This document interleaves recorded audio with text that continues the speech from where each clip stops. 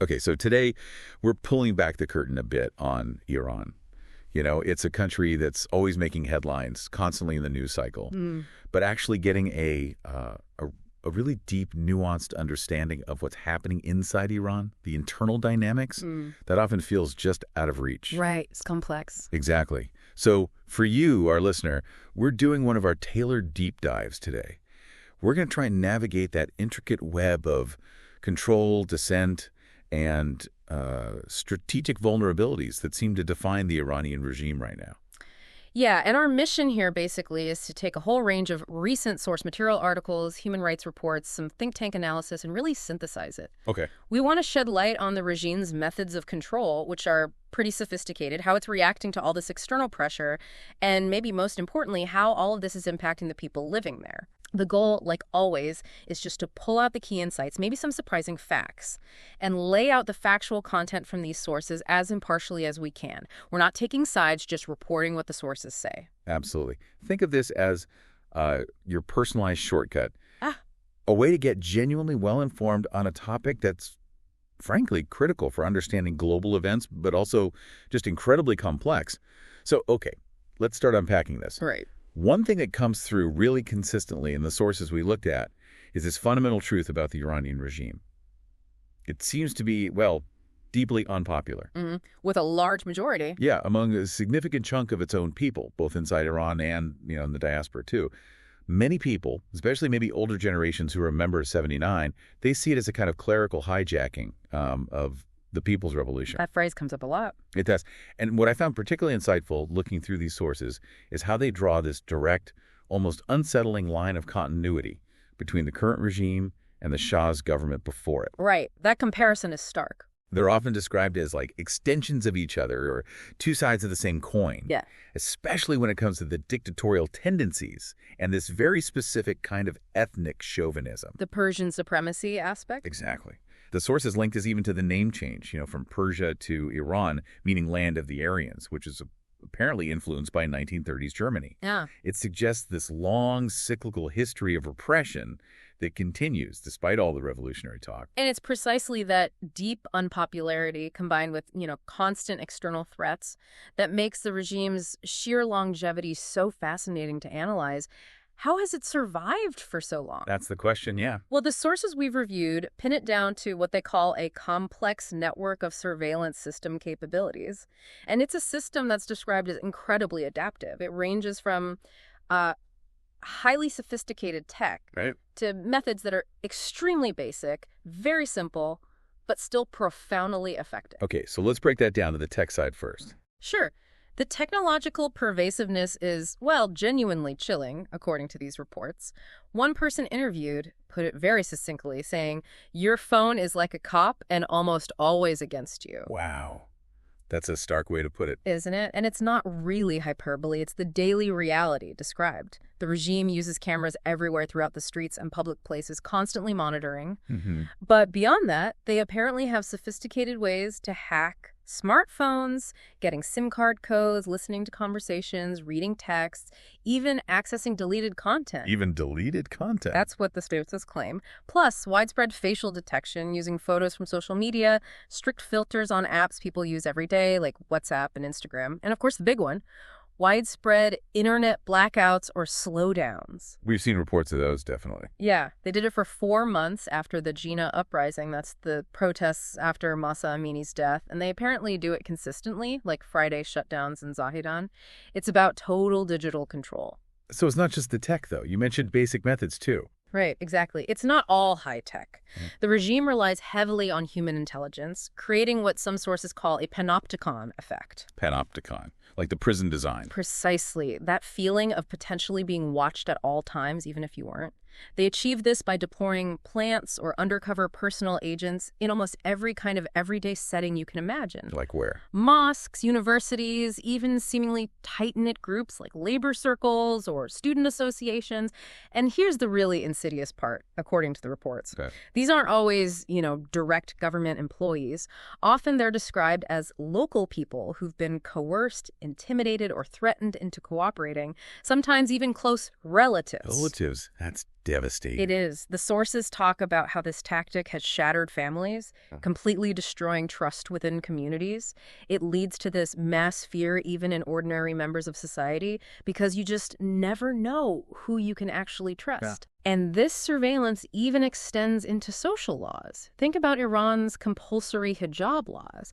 The sources argue these are actually a crucial component of their surveillance systems. How so? It's about a dress code, isn't it? On the surface, yes. But the reports say they're actively used to identify entire families as being anti- or pro-regimes based on how strictly they seem to comply. Ah, I see, like a visible marker. Exactly. And the regime is increasingly using tech to help with this: electronic surveillance, facial recognition programs, even public apps where certain vetted citizens can report violations they see. It basically deputizes parts of the population into the monitoring system. Yeah. It's designed to be an all-encompassing system, permeating everything, public and private life. This really paints a picture of how deeply intertwined the technology and the human coercion are. It just blurs all the lines, doesn't it? Between public and private for ordinary Iranians. It makes their phones, their relationships, potential tools of the state. Mm-hmm. You have to wonder about the psychological toll, just constantly feeling that gaze. Absolutely. And that feeling, that pressure, it kind of brings us to a more recent and frankly pretty alarming development described in the sources: an intensified internal crackdown. Okay. This seems to have really escalated since the recent conflict between Israel and Iran. The sources suggest this surge in repression is being driven largely by the regime's increased paranoia about being ridden by spies. Paranoia about spies. Israeli spies specifically. Yes, and a real concern about the scale of Israeli infiltration within Iran itself. And what does this crackdown actually look like on the ground? Well, the numbers reported are quite stark. Since June 12th alone, sources claim more than 1,000 people have been detained. The accusation: allegedly aiding Israel. Many are explicitly called Mossad spies. 1,000 people. That quickly. That's the figure reported, and it's not subtle. The first deputy of the Iranian judiciary, Hamza Khalili, actually made a public call for citizens to inform the authorities of any dangerous or suspicious activities. So encouraging people to report on each other. Exactly, which basically kicked off a nationwide manhunt for these supposed Mossad operatives. The intelligence ministry even put out, tips about how to spot a spy. Seriously, what kind of tips? Things like watching out for people keeping odd hours, wearing masks, having drawn curtains all the time, or even just suspicious banging noises. They're also reportedly keeping tabs on landlords and delivery drivers. It adds layers of informal surveillance everywhere. It sounds like mass suspicion. And it has deadly consequences. The sources mention the execution of one alleged Mossad agent, Ismail Fakhri, charged with waging war against God. And alongside these arrests, There's been a very visible return of security forces to the streets. The morality police are back, enforcing dress codes quite aggressively by all accounts. The Basij paramilitary forces are doing nightly surveillance patrols. And checkpoints have mushroomed in cities like Tehran, where phones and computers are apparently being searched routinely now. Very little room left for privacy. it sounds incredibly oppressive. And perhaps the most disturbing trend the sources detail is the huge surge in executions. Okay. The figures are genuinely chilling. A reported 75% increase in executions in just the first 4 months of 2025 compared to the same period in 2024. 75% increase. Yes. That translates to at least 343 executions in just those 4 months. April alone saw 110 executions, which is the highest monthly total reported this year. That's staggering. It is, and adding to the concern is the secrecy. Sources estimate that less than 4% of these executions are ever officially announced or reported by the state. So the real number could be much higher. Potentially, yes. That lack of transparency is itself a signal, isn't it? A regime operating without much accountability. Absolutely. And who is being targeted in this surge, do the sources say? They do, and it's troubling. Nearly half of all executions are reportedly for drug-related offenses. Using the death penalty for drug offenses is a clear violation of international law. Right. And beyond that, there's a clear disproportionate impact on minorities, specifically the Baluch community. They make up maybe 6% of Iran's total population, but according to these reports, accounted for almost 32% of April's total executions. 32%. That's incredibly disproportionate. It points to a severe ethnic bias in the justice system, or at least in its application. And then there's the continued execution of political prisoners. Cases like Behrouz Hassani and Mehdi Hassani are mentioned where people apparently denied legal counsel for nearly 2 years before being executed. It really suggests the legal system is being used as a tool for political suppression. This raises a really important question then. Does this intense level of repression, the surge in executions, does it actually signal the regime's strength, its internal stability? Yeah. Or is it more like a sign of desperation, a frantic attempt to keep control because they feel insecure? What do the sources suggest about the why behind it all? That's a great question, and the sources offer a pretty complex picture. It's not necessarily just desperation. While the crackdown definitely signals an effort to assert control, it also seems like a calculated strategy. Calculated how? Well, it seems the regime knows it's unpopular, fundamentally. So now it's using these extreme measures partly to crush any potential dissent before it can even start. And they seem to be using the external conflict, the tensions with Israel, as a kind of justification or pretext for these intensified internal purges. Using the external threat to clamp down internally. Exactly. It's about projecting this image of strength, of being totally in control to try and deter both internal opposition and maybe external adversaries too, even if it comes at this enormous human cost and probably makes them even more unpopular in the long run. And the targeting of minorities you mentioned. That fits the calculation, too. It's not just punishment. According to the analysis, it's a chillingly effective way to intimidate everyone, to maximize social control, especially when people already feel vulnerable due to external pressures. It sends a message. Okay, that makes a grim kind of sense. A calculated strategy, not just panic. Let's shift gears slightly then to the recent military conflict itself.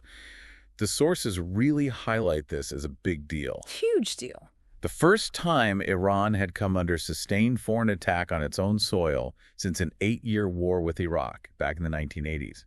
That's a long time. This was really uncharted territory for the current regime. Absolutely. And the sources do detail some severe setbacks for Iran's nuclear program because of those U.S. and Israeli airstrikes. Like what specifically? The report suggests the strikes likely destroyed key centrifuge cascades at the Fordo facility, the ones producing nearly 90% of Iran's 60% enriched uranium. That sounds like a major hit. It does. But is the program crippled? Well, here's the crucial clarification the sources make. While the infrastructure, the centrifuges, were hit hard, Iran's highly enriched uranium stockpile remains largely intact. How is that possible? Because, as the experts point out, conventional explosives cannot destroy enriched uranium itself. The material is still there. So even with these strikes, the core long-term threat persists. The stockpile exists. Got it. So damage, but not elimination of the key material. Precisely.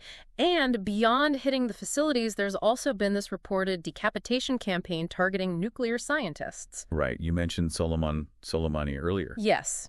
His killing, for example, is noted by sources as something that significantly degrades Iran's nuclear program because it limits the institutional knowledge needed to rebuild or advance.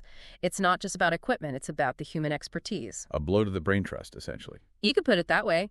The sources also mention damage or destruction of missile and drone storage facilities at important bases, making them temporarily inaccessible. Places like the Bakhtaran missile base and a drone facility in Bandar Abbas were hit, impacting their immediate military capabilities. Okay.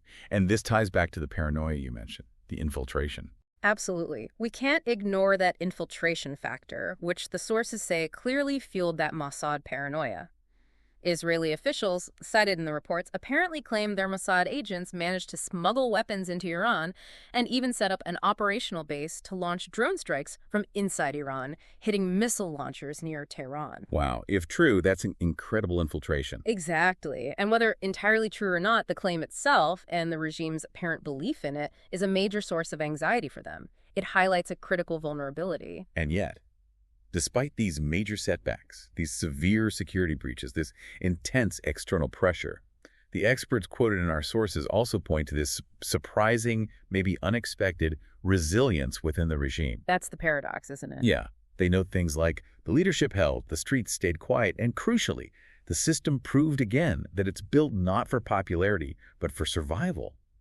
It really underscores that this system is engineered differently. It's built for endurance, whatever the public thinks. So what is the source of that resilience then? It's a really fascinating question the sources grapple with because you have this fundamental vast unpopularity we talked about right at the start. That hasn't gone away, Right. yet the regime seems able to absorb these massive shocks. The sources point to a few things. First, the economy. Yes, sanctions are crippling, rebuilding is costly, but Iran has adapted. They apparently managed to rapidly export oil just before the strikes hit. And China remains the largest importer of Iranian oil, which basically helps Iran circumvent U.S. sanctions. That's a vital economic lifeline. So economic adaptation helps. What else? Second, that very visible paranoia about internal threats. While it shows insecurity, it also gives the regime the justification it needs for these swift, brutal crackdowns that effectively stamp out potential uprisings before they gain traction. Fear works, essentially. Using fear as a tool for stability. And thirdly, the regime seems to have an adaptive internal structure. The sources mention that younger IRGC and paramilitary cadres are now stepping in to replace those killed or removed, and apparently many of these younger figures are even more hardline than their predecessors. So it's like a strategic renewal, but with a harder edge. Potentially, yes. Ensuring the continuity of the core ideology and, importantly, the methods of control, it's all geared towards survival. Okay, so if we try and pull all these different threads together, Yeah. what's the big picture here? What does this all really mean for understanding Iran today? We've talked about a regime facing huge external pressure, deep internal unpopularity. Right. And it's responding with this intensified, almost omnipresent surveillance state, a dramatic and scary surge in repression and executions. But at the same time, it's showing this remarkable resilience, this ability to adapt, and this deeply ingrained focus on pure survival. Yeah. It's a lot to take in. It really is. And maybe the thought to leave you, the listener, with is this. Given everything we've discussed, the regime's unwavering focus on survival through extreme control, the deep, pervasive fear it uses as its main tool, what are the real long-term implications, both for global stability and, of course, for human rights within Iran? And maybe also as the international community watches this deeply entrenched surveillance state continue to adapt and persist, what responsibility, if any, do other nations actually bear in navigating such a complex and, frankly, challenging reality? Those are definitely profound questions, ones that linger far beyond the daily headlines. We really encourage you to reflect on these insights and perhaps, try to delve deeper into the complex human stories that are inevitably behind all these dark facts and figures we've discussed today.